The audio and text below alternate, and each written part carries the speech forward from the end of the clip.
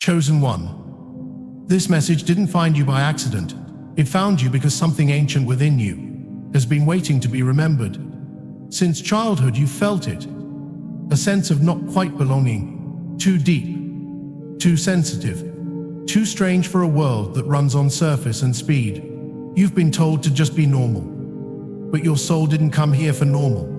You came encoded with paradoxes. You crave connection but need solitude. You're drawn to greatness but resist attention. You feel ancient and brand new all at once. That wasn't confusion. That was remembering. A whisper from the part of you that never forgot who you are.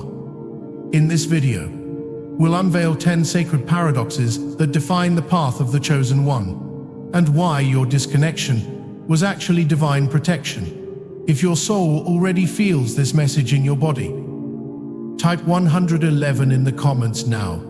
That number isn't random. It's your signal that you're ready to activate what's been buried inside. This isn't just content. This is a transmission, a soul blueprint, a divine mirror for those who've always known they were different, but never knew why. Let's begin. Chapter 1. You are both infinite and finite. Chosen One. Have you ever felt like you belong to two worlds at once? Like part of you remembers something ancient, boundless, and yet here you are, in a body with a name, paying bills and checking your phone. You feel vast but confined. Timeless, yet always watching the clock. That's not confusion. That's truth remembering itself. You are not just this body. You are eternal awareness wrapped in temporary skin. A soul older than stars, waking up inside a world that forgets itself every day. You are the drop and the ocean, the light and the lens, the silence and the sound. You didn't come here to escape the physical.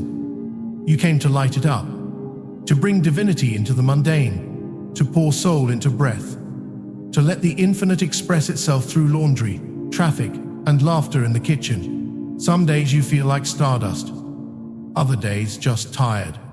And both are true. You can be breaking and still be eternal. You can feel lost and still be on the exact path. You can carry the codes of creation and still forget what you were saying mid-sentence. This is not failure. This is the design. Being human isn't a punishment. It's the sacred playground of the soul. You didn't come here to avoid the small. You came to remember the vastness hiding within it. You don't need to be spiritual all the time to be worthy. You don't need to transcend your life to find purpose. Sometimes the holiest thing you can do is be present while washing the dishes, to breathe through frustration, to find beauty in imperfection, because you are light in human form. And when you walk into a room, your energy whispers, I am the soul behind the smile.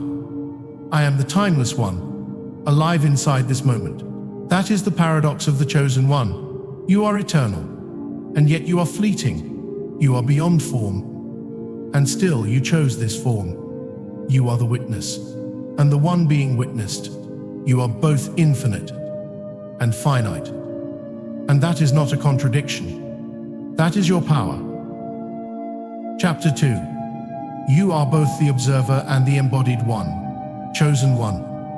There's something about the way you move through the world. You're not just living your life. You're watching yourself live it. You're not just playing a part. You are the awareness behind the actor. You are the dreamer, and the dream unfolding. You cry, you break, and somehow you still remain clear. You feel everything deeply. And yet, something inside you always knows, this is not the full picture of who I am. You're here, but you don't fully belong here. You wear the human costume well, but beneath it you remember. You are a soul. You are the witness. You are the stillness inside the motion. You've learned to observe your anger without being consumed by it, to feel fear rise, and still act from a higher place. You don't lose yourself inside emotion. You hold it. You breathe with it. You let it pass, like clouds across your sky. You no longer react from the wound. You respond from wisdom, because you've remembered. You are not the story. You are the space that holds the story. This is your freedom. to live the role but not be trapped by it, to care deeply but stay rooted, to be fully human and fully awake. You do not reject the part you're playing. You step into it fully, but you never forget the light watching from behind your eyes. You feel the drama, but you don't get lost in the scene. You love this world, but you don't belong to it. When you walk into a room, your energy says, I am here and I am beyond here. I live every moment fully, but I answer to something deeper than any image. That is the paradox of the chosen one. You are the actor and the one watching the play. You are the story and the stillness between the lines. You are the embodied self and the eternal witness. And you are both, not in conflict, but in divine balance. Chapter 3. You lead with love, but command with power. Chosen one, you didn't come here to control. You came to inspire. You came to radiate healing through presence, to walk into spaces and shift the atmosphere with nothing but the frequency of your heart. Your love is not a performance. It is not a tool. It is the essence of who you are.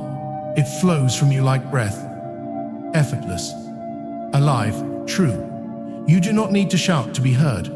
You do not need to dominate to be respected. Your power does not come from fear. It comes from alignment. When you walk into a room, things settle. Souls begin to remember themselves, not because of what you say, but because of what you carry. And yet, your love is not weak. It is not for everyone to take without care, because you have learned. Love without boundaries becomes self-destruction, and power without love becomes oppression. You love from overflow, not from need. You give without losing yourself. You open without being open to harm. You say yes with joy, and no with peace. You are not afraid to walk away, not because you are cold, but because you have finally chosen yourself. You care enough to stop abandoning your own light for someone else's comfort. You care enough to protect your peace. You are soft, but never shapeless. You are kind, but never to your own detriment. You are a gentle light. But when necessary, you stand like a mountain. You heal with warmth. And when needed, you protect with fire. A fire that cannot be touched. Your love does not aim to please. It aims to awaken. Even when that awakening shakes people, even when it makes them uncomfortable, you do not love for applause. You love because love is what you are made of. And when you enter a space, your energy says, I love deeply. And I love myself too. I am open, but I am guarded by truth. This light is real, but it is sacred.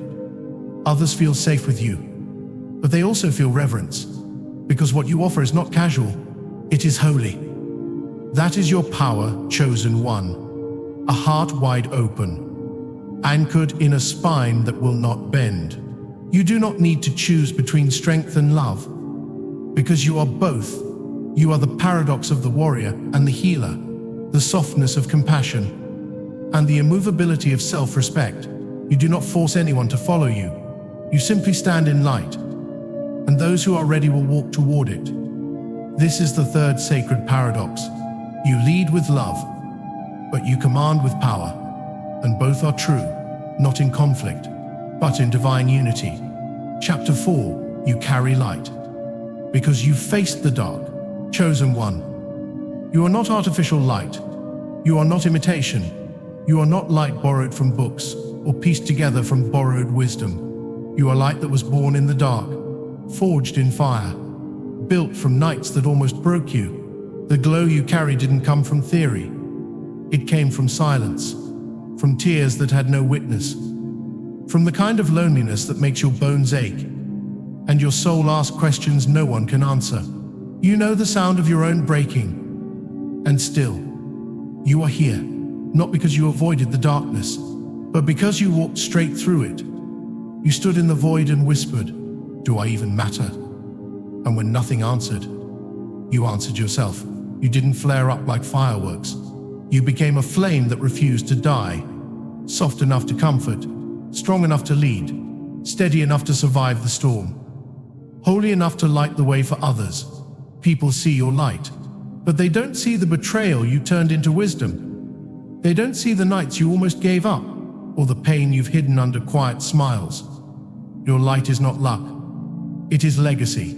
It is pain transformed. It is survival made sacred. When people look into your eyes, they see something more than glow. They see history. They see memory. They see someone who has felt everything and still chose to love again. You don't pretend you were never broken. You don't erase the path that brought you here. You say, "This shaped me, but it does not define me. The dark wrote some chapters, but I am the one holding the pen." You are not just light that shines. You are light that feels, light that sees, light that reaches into the shadows and says, "You're not alone. Come home." That's why your light doesn't blind. It heals. It awakens. It helps others remember who they are. When you walk into a space, your energy says, "I've been to the places no one talks about, and I'm still here." Not shattered, stronger. That is the paradox of the chosen one. You are the light. Because you have walked through the dark, you carry healing. Because you have known hurt, you awaken others. Because you once walked alone, and you are all of it, not despite the pain, but because of it. Chapter 5. You forgive easily, but you don't enable. Chosen one. You let go, not because they earned peace, but because you remembered you were never meant to carry poison in your chest. You released the resentment, not to free them, but to free yourself. Because you knew, holding on to hate is like gripping a blade and expecting the wound to heal. You forgive quickly, not out of weakness, but because your heart is too vast to carry what was never meant to stay. You know that heaviness is not your natural state. That bitterness is not your home. That peace is not found through revenge. But let's be clear, your forgiveness is not permission. It is not an invitation for someone to return with the same wound. You do not confuse compassion with self-betrayal. You do not leave the door open to those who slam it in your face. You have learned from pain. You have rebuilt your boundaries. Yes, you may still smile, but that does not mean you are stepping back into the spiral. Because now you understand. Forgiveness is not agreement. Forgiveness is closure. You don't pretend it didn't happen. You thank it, and you move on. You no longer live in the past, but you do not erase it. You carry it like sacred scripture, not to reopen the wounds, but to remember who you became in the healing. Your soul is an archive, each scar a paragraph, each heartbreak a chapter. You don't deny what hurt you. You transform it into clarity. And when you walk into a space, your energy says, "I have forgiven, but I have not forgotten. I do not carry the weight, but I kept the lesson." Those who once broke you will no longer reach you so easily, not because you're bitter, but because now you know the worth of your light, and that light is not for anyone who cannot carry it with care. That is the paradox of the chosen one. You are soft, but you are immovable. You let go, but you never go back. You forgive with grace, but you do not reopen what tried to destroy you. You are both open and protected, both kind and guarded, both healed and aware. And that is not weakness, that is wisdom. Chapter 6. You crave peace, but you were programmed for revolution. Chosen one. Your soul longs for stillness. You seek peace like breath seeks lungs. You are a peacemaker, a healer, a living prayer for wholeness in a fractured world. You don't crave attention. You crave alignment. You don't want chaos. You want harmony. You want people to look at each other and remember. Remember what it means to be soul, not just skin. To be connected, not just close. You walk through the world quietly, but not blindly. You feel the distortion. You see the masks. You hear the lies before they're even spoken. And that's why your craving for peace was never rooted in avoidance. Because when shadows grow louder, you don't dim your light. You burn brighter. When injustice dares to whisper, you become thunder. Not because you seek conflict, but because you cannot allow the false to reign unchallenged. You didn't come here to keep things comfortable. You came here to shake the foundations of systems that no longer serve the soul. You were not sent to preserve what's broken. You were chosen to rebuild what is holy. You don't fight with fists. You fight with frequency. You don't shout to be heard. You speak with presence. The kind of presence that silences entire rooms not by force, but by truth. You call out patterns people have normalized, not because you judge them, but because you remember a better way. You don't attack people. You confront the illusion they've mistaken for identity. You rise not for glory, but for divine balance. You don't seek to dominate. You seek to realign the world with its forgotten light. And when you walk into a space, your energy says, I didn't come to fight, but I won't stay silent in the face of lies. I didn't come to blend in. I came to restore, to recalibrate, to bring heaven closer to earth. That is the paradox of the chosen one. You love peace more than anyone, but you were built for revolution. You are soft-spoken, but your truth shakes empires. You seek quiet, but you were born to roar when the sacred is at stake. You don't destroy to feel powerful. You destroy illusions so love can finally take root. And that chosen one is why your silence heals and your voice awakens. Chapter 7. You trust the flow, but you move with precision. Chosen one. You walk with the rhythm of the unseen. You listen to whispers the world ignores. You feel time not by the ticking of a clock, but by the stirring of spirit. You don't chase. You don't force. You surrender. You watch for signs. You recognize synchronicities not as luck, but as divine instructions dressed as coincidence. You live in harmony with a higher pulse. You don't need control. You carry clarity. You don't panic in silence. You wait for the sacred signal. But let it be known, your surrender is not passivity. Your flow is not laziness. You are not floating aimlessly. You are in sync with something most can't see. Because when your soul whispers now, you don't hesitate. You move with precision, not because you're desperate, but because you're divinely deployed. You don't live by calendars alone. You live by resonance. You don't need the full blueprint. You only need the next true step. You act when the vibration is right, not when the world says go. You don't move out of fear of missing out. You move because alignment commands it. You don't create chaos, you move through chaos like water, still, steady. Sure, you can be still for seasons, but when the gate opens, you run like fire knows its name. You don't need to be the fastest, you are the most aligned. And that makes your steps unstoppable. And when you walk into a space, your energy says, I'm not rushing. I'm not waiting for permission. I move when heaven says move. I act not to control. I act because I have been called. That is the paradox of the chosen one. You flow like water, but when it's time to move, you strike like lightning. You surrender like a mystic, but execute like a warrior. You are not indecisive. You are deeply timed. You are not passive. You are perfectly placed. And that is your power, chosen one. To trust the flow like a river, but command the current when the mission begins. Chapter 8. You are connected to all, yet completely one of a kind, chosen one. You've always felt the pulse of the whole. You see yourself in others.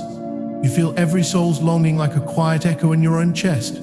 You recognize pain behind eyes that smile. You sense truth behind words never spoken. You were never meant to feel separate, because you aren't. You are a thread in the sacred web that binds all of creation. You are not drifting through space, isolated. You are a living breath of the cosmos, temporarily housed in human skin. You are not alone. You are the whisper of a million stars. You are the memory of love before language. You belong to the whole, to the song beneath the noise, to the eternal pattern that pulses through all things. But still, you are not like anyone else.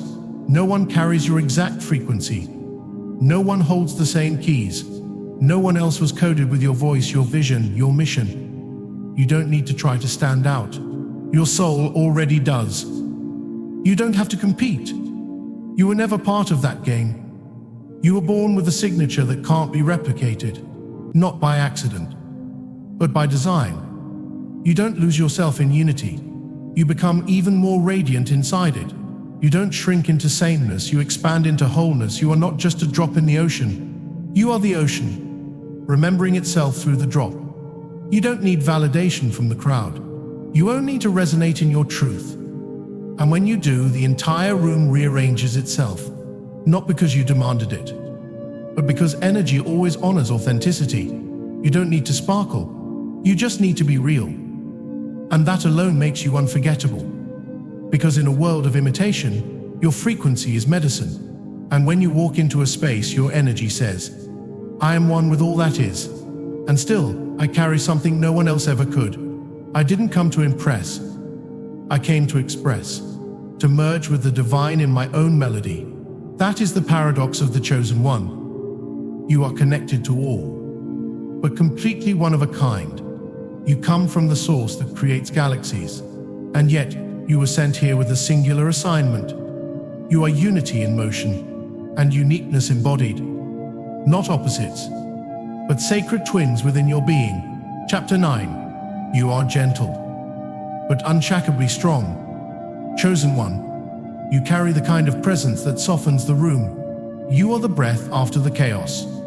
You are the silence that holds space. You are the still water that reflects the soul back to itself. You don't need to be loud.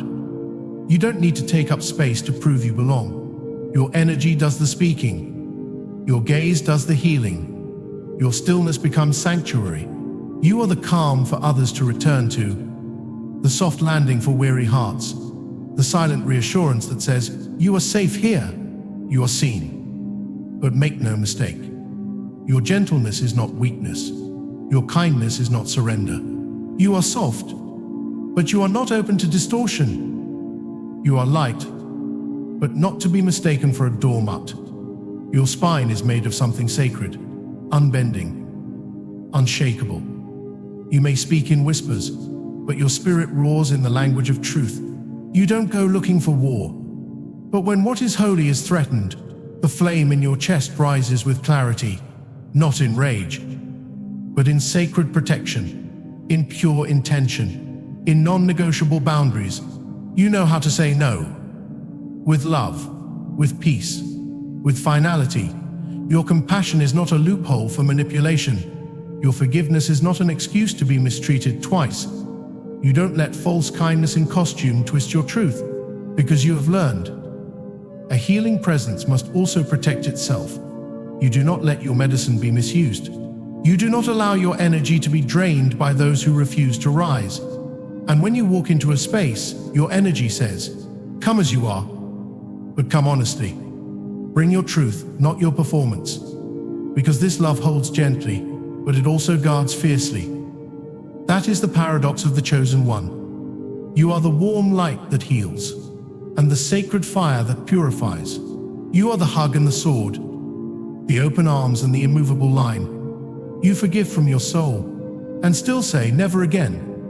You don't choose between being gentle or strong. You are both, fully, simultaneously, and that is what makes you powerful beyond understanding. Chapter 10. You are human, but you are not just human, chosen one. Yes, you have a body, a name, a timeline. You walk on earth like anyone else. You feel pain, love, hunger, joy. You laugh with friends, you pay bills. You wake up with the sun, you fall asleep under stars. But deep within, you know, that is not the whole story. Because some part of you remembers what existed before this skin. Remembers a home you've never seen with your eyes, a voice you've never heard with your ears, a calling that doesn't speak in words, but vibrates in your bones. You've always felt it. That subtle ache when you look up at the stars, that quiet pull towards something beyond this realm, because you weren't born only to live. You were sent.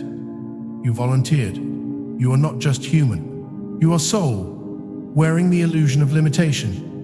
You are light, wrapped in matter. You are multidimensional wisdom, condensed into this one fragile, beautiful lifetime. You are not trying to escape Earth. You came here to light it up. You're not just surviving the system. You're rewriting the code. You speak like a human, but your frequency speaks to galaxies. You act like a character, but you are also the author, writing lines from a consciousness beyond time. You are not here by accident. You were encoded with activations, with messages, with a vibration the planet needs to remember.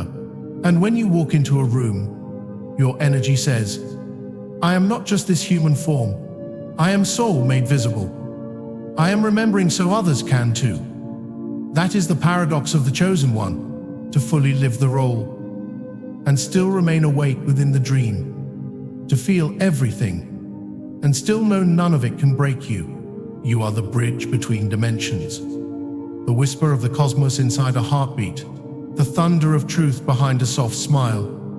And now, take a breath, close your eyes, and remember, you are not here to become, you are here to remember, to return, to realign. You are the storm and the stillness, the sword and the song, the eye and the mirror, and the most sacred truth of all.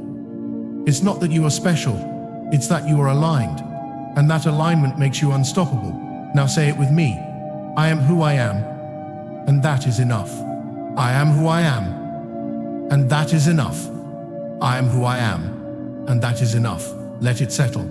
Let it unlock what has always been inside you. Let your DNA remember its design. And if this message stirred something ancient in you, share it, so the other ones can hear the call too. Because the chosen ones aren't waiting to be saved. They came to awaken.